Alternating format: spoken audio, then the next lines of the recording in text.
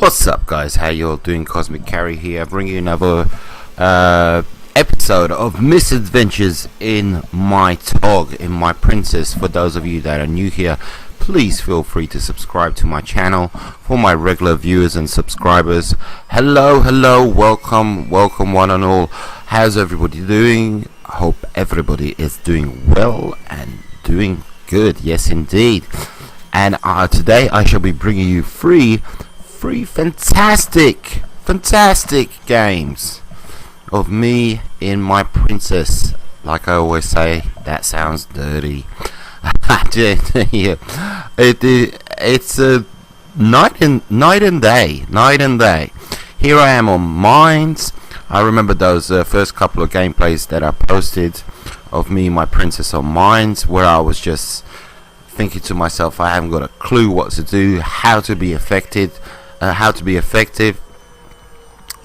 but I play in her now, and again, sounds dirty, and I just seem to have bags more confidence, bags of, look at this, I'm just taking them out left, right and center, good to go. But I just got bags of confidence now, because I know how to handle her. And it's so strange how you I mean, it's just a video game, but there is skill in learning how to use these tanks, and you have to learn how to use them.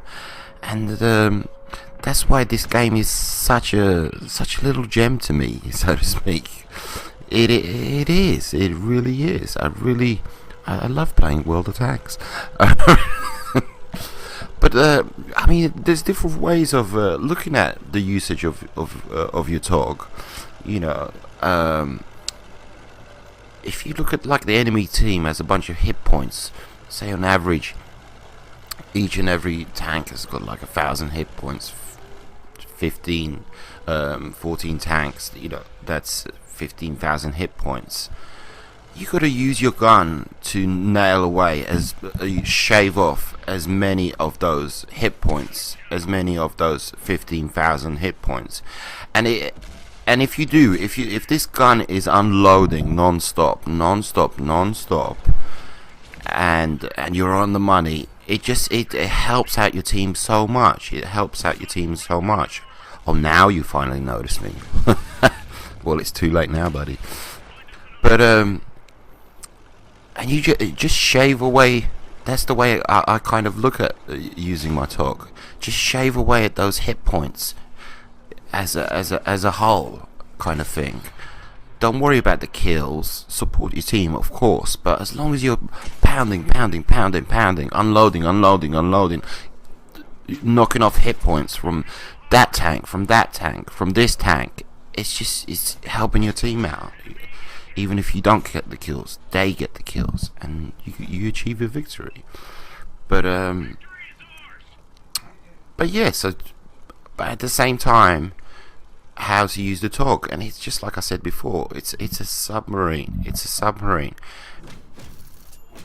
and you just gotta stay just below the surface, keep that turret poking out, and that's about it. Try and keep the rest of your submarine hidden below the surface, and if you can do that, you're gonna have a great game. Try and not expose yourself too much, of course, duh. And at the same time, of course I have terrible games in my Tog. I have terrible games in all of my tanks, but you gotta search for those situations where she can be most effective. And I've noticed that, you know, going down certain flanks, like I'm thinking about here, I'm wondering, should I go down the left flank, the right flank? And it's kind of like you should allow the game to come to you, kind of thing. Gentlemen, lead your shot. There you go. That's how it's done. Lead your shot. Don't shoot at the tank. Don't shoot at the tank. Lead your shot. And these are lower tier games, and you really feel like you're playing a different game, because the gentlemen that I'm playing with, they don't have the experience. I'm not calling them noobs or anything like that, but they're me like 4 or 5 months ago kind of thing. And look at this. Look, I hit him. He's just exposing himself way too much. Okay, well, I'll give him that. I tracked him. He pulled back. But look at this gentleman, for instance. What is he doing? He's exposing himself so badly. Oh, so very, very badly. I mean, get the hell out of Dodge. Don't poke your nose out, that far. But you really feel like... see, this one's...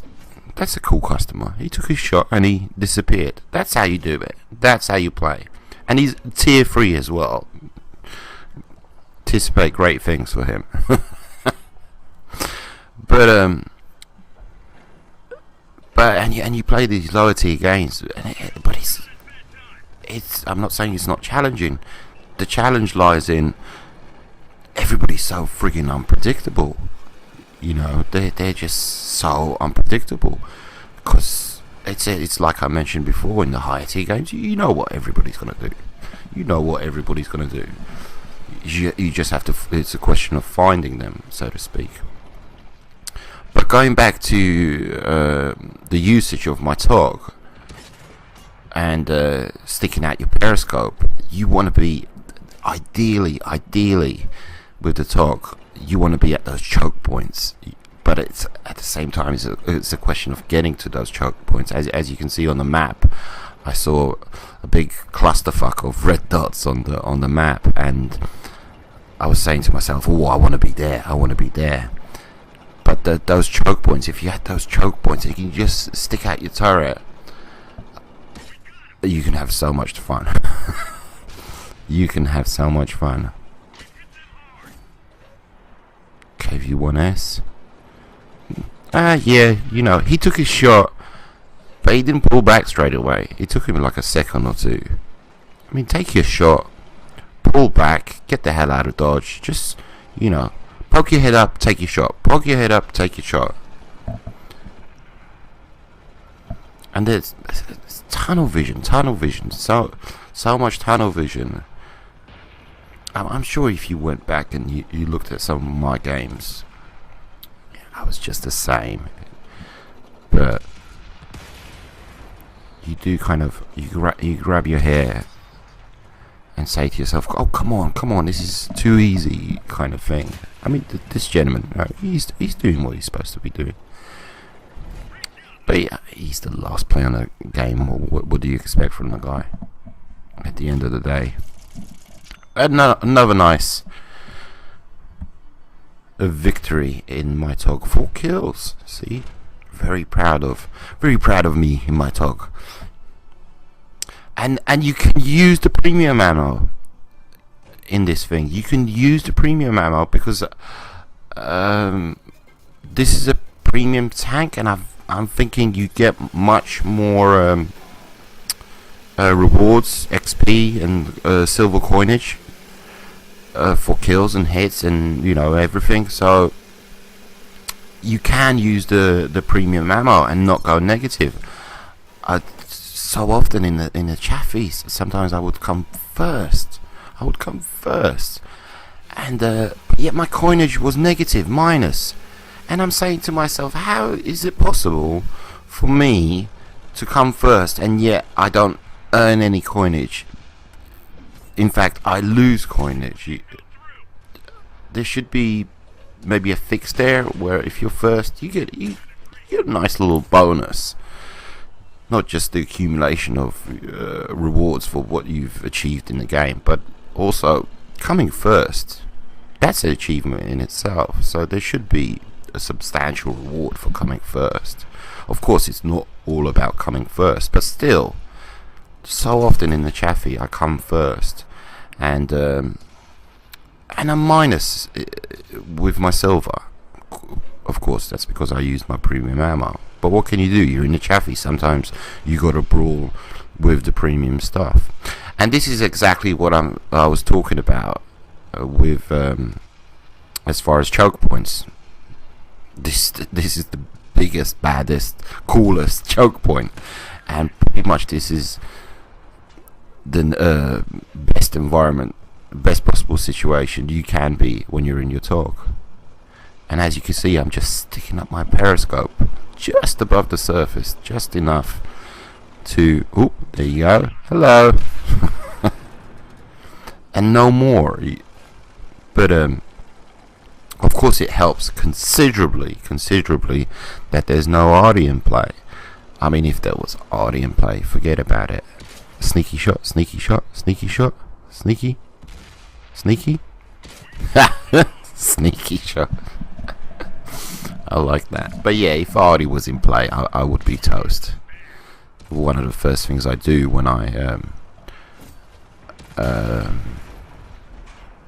start up a new game in my talk is check to see if there's audio, and you got to be considerate of that.